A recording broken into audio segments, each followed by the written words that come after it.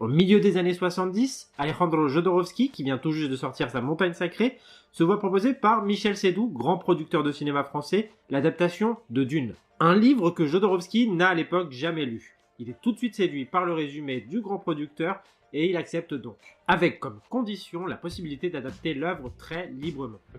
I was raping Frank Heber, you know, raping like this, but with love, with love. Ah, merci, je crois. Son ambition, créer le film de science-fiction ultime. Et le bougre sait s'entourer. Ses guerriers spirituels, comme il les appelle, sont Giger, Moebius et Chris Frost au design. Dan O'Bannon, qui l'embauchera à la suite dans l'entretien d'embauche show 8 complètement hallucinant, sera aux effets spéciaux. Et les Pink Floyd à la BO. Rien que ça. Le casting, quant à lui, fait encore trembler d'émotion la voix des fans de Dune. Salvador Dali, David Carradine, Orson Welles, Mick Jagger, et j'en passe.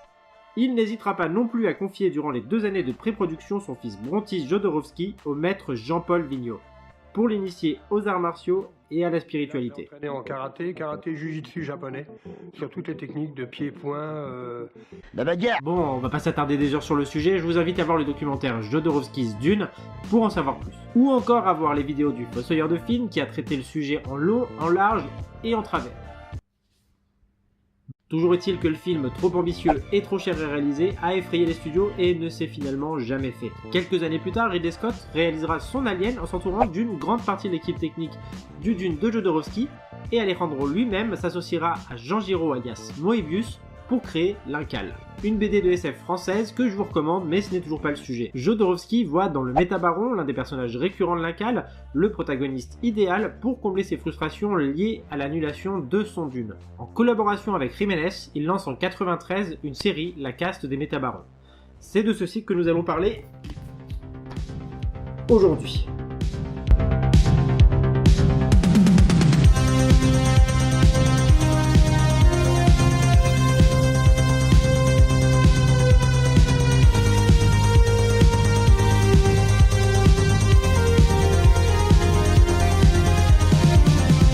La Caste des Métabarons, c'est l'histoire de Sans Nom, le dernier des Métabarons, mais c'est aussi et surtout l'histoire de ses aïeuls. La bande dessinée constitue en fait un arbre généalogique où chaque tome s'attache à un ancêtre.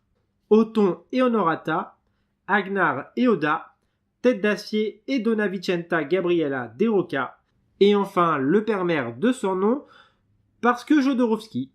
Je vous fais rapidement le résumé des 8 tomes, attention, ça peut spoiler.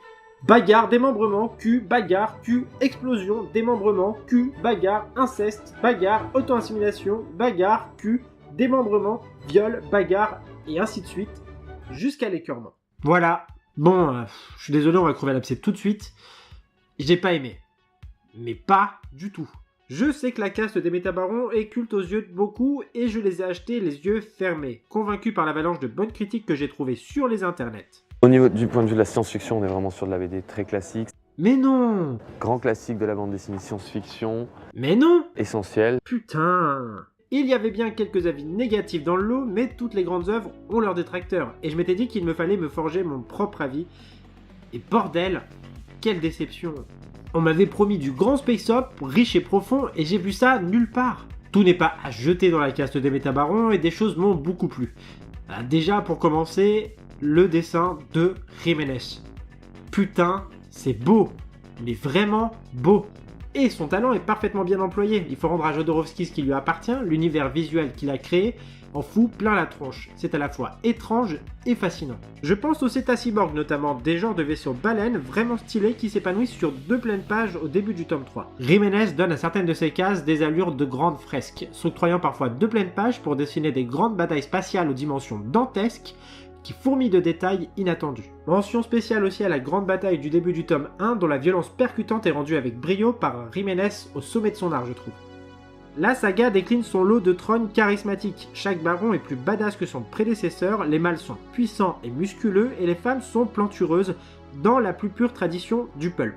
L'influence de Giger est palpable à certains endroits, et ce n'est pas déplaisant. L'hommage est plus que compréhensible quand on fait le lien entre la caste des Métabarons et l'occasion loupée qu'est le Dune de Jodorowsky.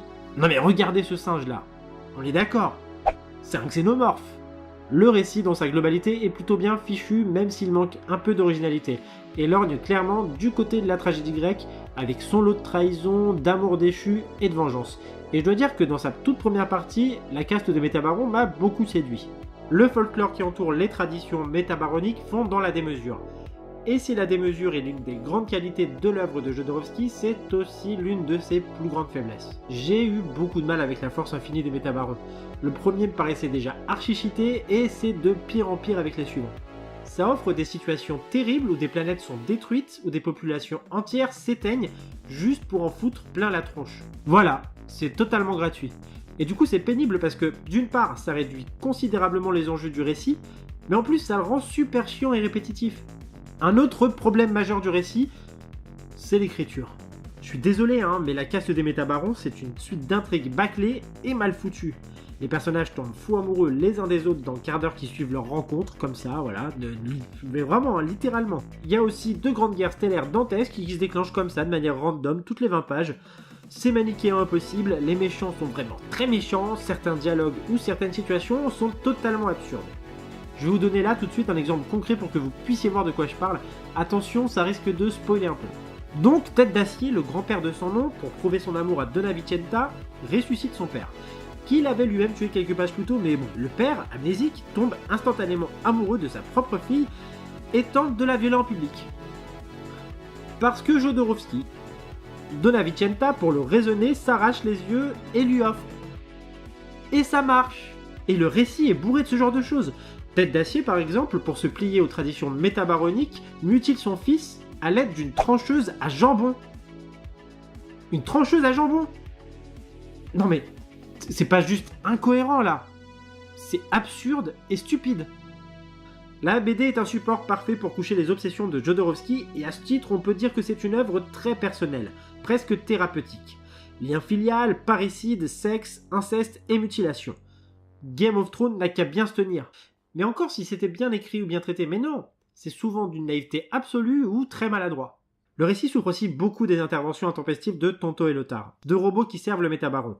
Tonto est le narrateur et est sans cesse interrompu dans sa narration par les questions stupides de Lothar. Leur duo fait sourire quelques cases, puis agace franchement. Et puis c'est archi scato. Mais vraiment. Et pourtant je suis bon client, il m'arrive de rire des heures entières de mes propres pets, mais là c'est trop Jodorowsky. C'est trop. Leurs dialogues, et aussi ceux de la plupart des protagonistes du cycle, sont remplis de néologismes affreux qui m'ont presque tué de tristesse. Des méca machins, des biotrucs, c'est absurde, et ça a créé chez moi l'exact effet inverse de ce que recherchait Jodorowsky, ça m'a totalement sorti du récit. En matière de science-fiction, c'est plutôt sympa. Pas cohérent du tout, mais sympa. J'ai souvent eu l'impression de voir de la fantaisie dans l'espace, et ce n'est pas désagréable. Et pour le coup, ça m'a pas mal rappelé la SF complètement décomplexée des années 60, et ça c'était cool. Autre chose sympa, on note l'affluence de Dune dans le récit, que ça soit l'épiphyse, qui est un clin d'œil très appuyé à l'épice, ou le culte Shabdaoud, qui est le calque des cultes Bene Gesserit. On y retrouve aussi les Mentats, que l'auteur appelle les Mentrex. C'est plus de l'inspiration à ce niveau-là, c'est de la contrefaçon. De manière plus subtile, mais pas trop quand même, Jodorowsky reprend les thèmes du déterminisme, du surpassement de soi et de la prophétie chère aux Dunes de Frank Herbert. Des thèmes qui me séduisent, même si j'aurais aimé un peu plus de parcimonie dans la citation. Bref, La Caste des Métabarons est une œuvre visuellement percutante, mais visuellement seulement. L'intrigue, aussi épique soit-elle, manque vraiment de cohérence et souffre d'une narration poussive que l'on doit à l'hystérie folle de Jodorowsky. Je suis persuadé du génie du bonhomme qui a fait ses preuves au cinéma, et son projet, s'il n'a pas abouti, a marqué durablement l'histoire du 5e art, ne serait-ce que pour avoir permis à Alien d'exister. Alien, bordel! Il a réuni une équipe de malades, et j'aime penser qu'autant de gens de talent ne seraient pas engagés s'ils n'avaient pas l'intime conviction d'accomplir quelque chose de grand, ou au moins de bon.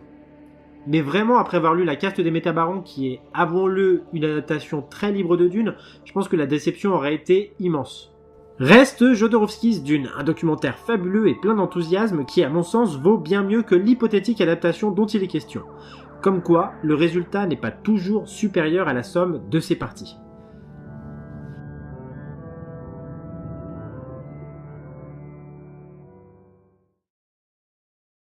Et voilà, la vidéo est terminée.